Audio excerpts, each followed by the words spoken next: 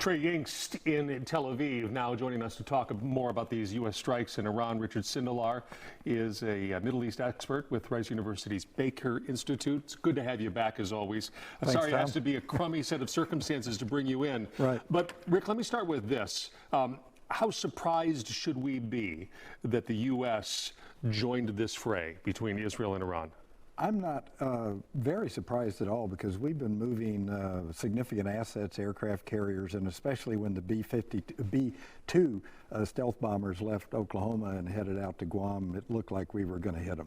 So the president and people on social media are saying, well, what happened to 2 weeks? The president said a couple of days ago, and words are important, he said, I'll have a decision in 2 weeks, within 2 weeks. It kind of gave the impression that 2 weeks hence, July 4th, we'd be talking about this again. Didn't wait that. How good a fake out, how strong a fake out was that? Well, I think the Iranians were gamed twice, not once, because the Israelis basically did something very similar. Seemed like they were going into a lull right before they started their attacks. Here, President Trump made a shuffle up to his golf course in New Jersey, didn't seem very active in this, and said, I give you up to 2 weeks.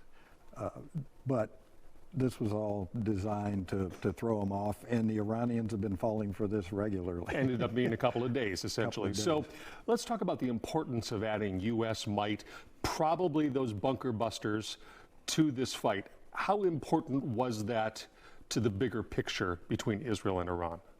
Well, it's very important, because if we did knock out the centrifuges in Fordow with the bunker busters, which the Israelis don't have, then Iran has been set back in a significant way in terms of being able to put together a nuclear weapon if they wish to.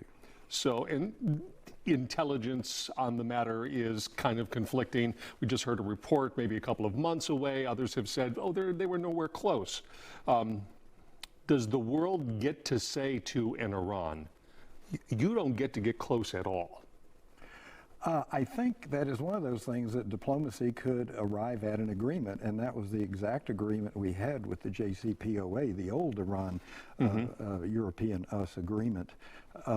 It was a situation where we can do that again. We can, in a agreed upon treaty, it's basically a contract, we can ask them and they can agree not to enrich beyond. But the Iranians have time and time again said sure, and then done the exact same thing, exact opposite in the past.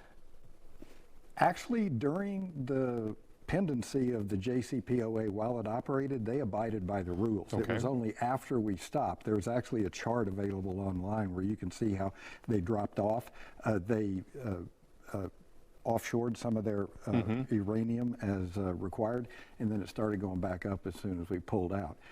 But we can go back to that again, and if they've been hit hard enough, this is one of those things I'm wondering about. Were they hit hard enough by this that they actually will go back to the table and negotiate?